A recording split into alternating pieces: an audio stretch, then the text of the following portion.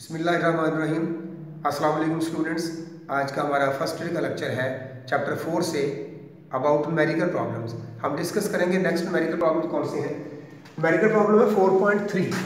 इसमें कहता है हमारे पास 10 ब्रिक्स हैं, यानी 10 ईंटें हैं, उन्हें किसी टेबल पर ऐसे बिखेर कर रखा हुआ है। अगर उन्हें एक दूसरे के ऊपर रखना हो, इसे कहते हैं स्टैकिंग। ठीक है, स्टैकिंग। तो 10 ईंटें एक दूसरे के ऊपर रखने में टोटल कितना वर्क करना पड़ेगा, ये हमने मालूम करना है। तो उसने क्या दिया हुआ है, mass of each brick m is equal to 1.5 kg, thickness of each brick, ये थिकनेस हम हाइट के तौर पर यूज करेंगे, इसलिए मैंने इसको हाइट h लिख दिया है। 6 सेंटीमीटर, सेंटी होता है 10⁻², so it is 6 × 10⁻² metre. Required क्या है, work done in stacking 10 bricks. फर्ज करें W है, तो ये हमने मालूम करना है। स्टैकिंग का मतलब होगा एक दूसरे के ऊपर तरतीब से रखना। याद रखिए, इस टोटल वर्क को कैलकुलेट करने के लिए हमें हर ईंट पर जो किया गया काम है वो अलग अलग कैलकुलेट करना होगा। तो इसलिए हम हर ईंट का अलग वर्क निकालते हैं। कैसे? फॉर फर्स्ट ब्रेक, पहली ईंट जो रखनी पड़ेगी हमें उसे टेबल से उठाना नहीं पड़ेगा। जैसे देखिए ये टेबल है, इसके ऊपर पहली ईंट पड़ी हुई है, तो पहली ईंट तो वैसे पड़ी होगी। ये ऊपर मैंने ईंटें रख दी हैं आपको समझाने के लिए, लेकिन ये पहले बिखरी हुई हैं, तो पहली ईंट को तो सीधा ही करना है, उठाना नहीं है।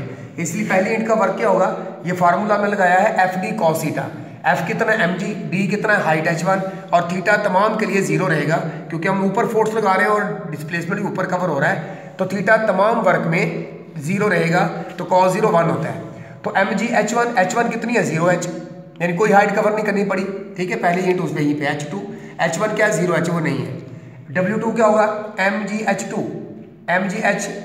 mg इंटू 1h मीन पहली ईंट को पड़े हुए उठा के दूसरी ईंट रखी इसके ऊपर, तो दूसरी ईंट सिर्फ पहली ईंट की हाइट के बराबर उठाई गई है, इसलिए वहां पे 1h है। W3 क्या है, mg h3, mg into 2h, तो इस तीसरी ईंट को उठाने के लिए हमें 2 ईंटों के ऊपर जाना पड़ा, तो हाइट h + h 2h आ गया। इस तरह से हम चलते चलते 10वीं ईंट को रखेंगे तो वो 9 ईंटों के ऊपर आएगी। W10 is equal to mg h10, mg into 9h। देखिए ये 10वीं ईंट है, 10th ब्रेक, तो इसे 9 ईंटों के ऊपर रखा गया है, तो 9 ईंटों की हाइट, हर एक की हाइट h है, तो इसलिए हम इसको 9 ईंटों के ऊपर रखेंगे। तो W टोटल क्या आएगा, W1 + W2 + W3 + up to so W10, हर एक की वैल्यू पुट कर दें।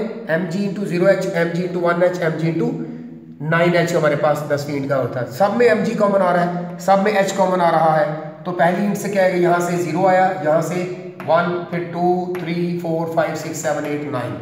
m की वैल्यू 1.5, g 9.8, h 6 सेंटीमीटर, 6 × 10⁻², और h ये सारा ऐड करें तो हमारे पास क्या आता है 45, अगर मल्टीप्लाई करें तो आता है 40 जूल।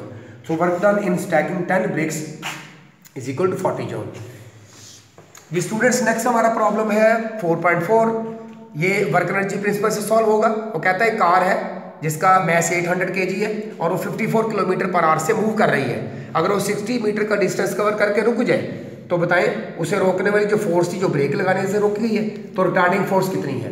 तो हम देखते हैं डाटा क्या है। Mass of car m is equal to 800 kg, initial velocity दी आई 54 km/h, इसे मीटर पर सेकंड में चेंज करें, तो किलो का 1000 लगा दें, और r चूंकि नीचे है तो इसको सेकंड में चेंज करेंगे, 3600 सेकंड। इसे सॉल्व करें तो 15 मीटर पर सेकंड आता है। कार को रोक दिया गया बाई अप्लाइंग सम फोर्स, तो फाइनल वेलोसिटी है 0, और उसने डिस्टेंस कवर किया है 60 मीटर। वो कहता है बताएं एवरेज रिटार्डिंग फोर्स कितनी है, F हमने मालूम करनी है। फिर जब कार मूव कर रही थी तो उसके पास काइनेटिक एनर्जी थी, तो कहता है उसकी जो ओरिजिनल काइनेटिक एनर्जी है उसके साथ क्या हुआ, यानी वो किधर चलेगी, तो हमने 2 चीज़ें फाइंड करनी है। सोल्यूशन में देखें, according to work energy principle, work is equal to change in, according to work energy principle, W is equal to, यानी work equal to change in kinetic energy, mean final kinetic energy minus initial kinetic energy. Formula put कर दे, work होता है FD, maximum work equal to ½ mvf² minus ½ mvi²। चूंकि vf 0 है तो ये factor 0 हो जाएगा, d की जगह पर 60 आ गया, f हमने कैलकुलेट करना है, ये माइनस अपनी जगह पर 1/2 इंटू m कितना है 800, vi कितनी है 15²।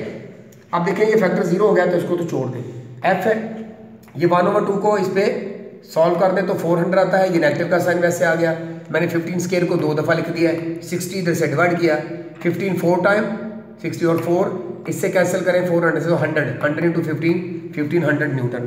तो रिटार्डिंग फोर्स कितनी आ गई 1500 न्यूटन। रिटार्डिंग का मतलब ही नेगेटिव फोर्स होती है, जो मोशन के अपोजिट होती है, इसलिए यहाँ मैंने नेगेटिव साइन लगाया, तो मैग्नीट्यूड बताई जा रही है। ओरिजिनल काइनेटिक एनर्जी के साथ क्या हुआ? Original kinetic energy is used in doing work against road friction and air friction. तो दोनों फ्रिक्शन में एनर्जी वहाँ यूज होगी और कार रुक जाती है।